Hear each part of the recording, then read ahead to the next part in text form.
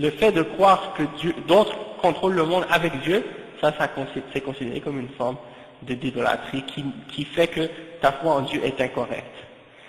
En plus de ça, donc, comme j'ai dit, c'est pas suffisant seulement de reconnaître son existence, et c'est pas suffisant non plus de dire que c'est lui seul qui est le créateur et le seul maître.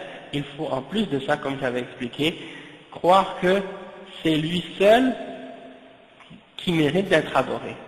Tu ne dois pas prier d'autre que lui. Tu ne dois pas craindre d'autre que lui. Tu ne dois pas aimer d'autre que lui. Tu ne dois pas mettre ta confiance en autre que lui. Tu ne dois pas sacrifier un animal, excepté si tu le fais pour lui seulement.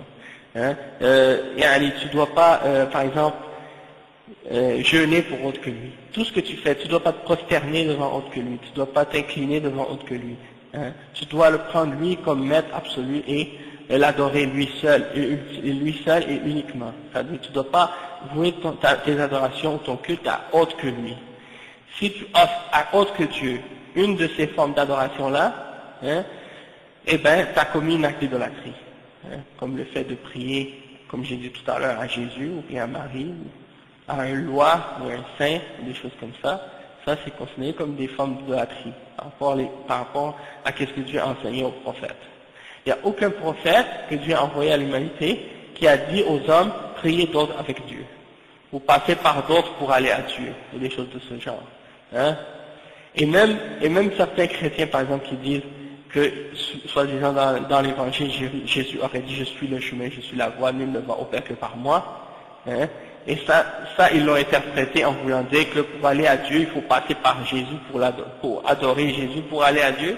Ça, c'est une fausse compréhension qu'ils ont de cette parole-là. Pourquoi? Parce que si tu veux aller, Jésus, il parle à son peuple et il dit, si vous voulez aller à Dieu, vous devez passer par moi. Dans quel sens? Dans le sens que si vous voulez arriver à Dieu, vous devez m'obéir en tant que prophète, en tant que celui qui vient vous montrer le droit chemin. Et vous devez suivre mon exemple. Et l'exemple de Jésus, c'était quoi? Est-ce que l'exemple de Jésus, c'était de prier à lui-même ou bien de prier au Créateur? Hein? Donc Jésus lui-même, il disait, mon Dieu est votre Dieu. Hein? Mon maître est votre maître. Donc Jésus lui-même, il sait très bien que c'est pas lui le créateur de l'univers. Il sait très bien qu'il y a un maître, il y a un créateur au-dessus de lui.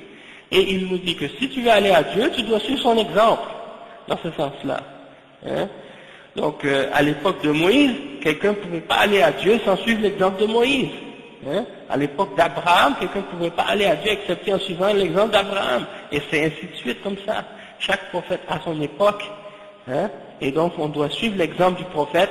Si tu veux arriver à être bien guidé, tu dois suivre l'exemple qui est amené par le prophète. Tu ne peux pas adorer Dieu comme tu veux selon ton imagination, selon tes propres passions, selon tes désirs. Il faut suivre le message et l'exemple qui a été amené par le prophète pour l'adorer. Donc ça, c'est un autre point très très important à ce sujet-là. Ensuite, il faut bien comprendre aussi, c'est que une fois que tu as reconnu qu'il y a un seul créateur, une fois que tu as reconnu qu'il existe, qu'il est le seul maître, une fois que tu as reconnu que c'est lui seul qui mérite d'être adoré, il faut également ensuite de ça reconnaître que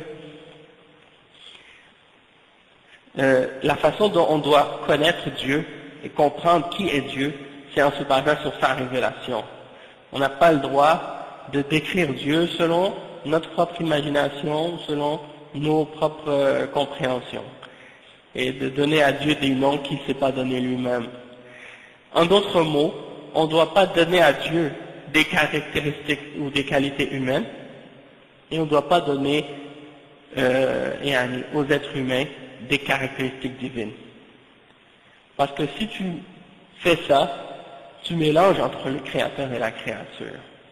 Ça veut dire que pour toi, tu vas commencer à adorer la créature au lieu d'adorer le créateur. Ou bien, tu vas, donc par exemple, des exemples de ça, si quelqu'un par exemple dit, oui moi je crois en Jésus, que Jésus il connaît l'invisible, ou que Jésus par exemple a le pouvoir de pardonner les péchés, ou qu'il a le pouvoir de créer, ou des choses comme ça. Si tu dis ça à propos de Jésus, tu as donné à Jésus des qualités de Dieu, que Jésus lui-même n'a jamais accepté de se donner. Quand on a demandé à Jésus, par exemple, bon maître, que dois-je faire pour avoir la vie éternelle? Il a dit, ne m'appelle pas bon, seul Dieu est bon. Hein? Quand un homme est venu lui demander quand viendra l'heure, ce sera quand l'heure du jugement dernier? Jésus a répondu, il a dit, nul ne sait l'heure, hein? ni les anges, ni le Fils, hein? Seul Dieu connaît l'heure. Et donc, quand ça c'est écrit dans l'évangile des chrétiens, même jusqu'à aujourd'hui, c'est pour dire que ceux qui prétendent qu'il y a trois dieux en un, Dieu le Père, Dieu le Fils, Dieu le Saint-Esprit, et que ces trois-là forment un seul, alors c'est une contradiction de leur part, puisque comment le Père peut savoir quelque chose et le Fils l'ignorer en même temps, alors que les trois sont la même personne? C'est quelque chose d'incompréhensible et c'est quelque chose d'absurde en réalité et de contradictoire. C'est pour ça que, en réalité, Jésus est un homme, un être humain envoyé par Dieu pour le peuple d'Israël. Et il était un prophète respecté et un des rapprochés de Dieu. Il n'y a pas de doute là-dessus, sauf qu'il est juste un être humain. Il n'est pas Dieu ou il n'est pas un fils de Dieu. Ok? Même si les gens l'appellent fils de Dieu maintenant. Mais quand tu demandes à quelqu'un, n'importe qui, même à un prêtre ou à un pasteur, n'importe qui, est-ce que Dieu a une femme? Il va dire non. Alors, dis-lui, comment il a eu son fils? Est-ce qu'il a eu son fils par des rapports charnels avec une créature? Est-ce qu'il y a eu un échange de chromosomes? Est-ce qu'il y a eu un échange de génétique, hein, entre un spermatozoïde et une ovule?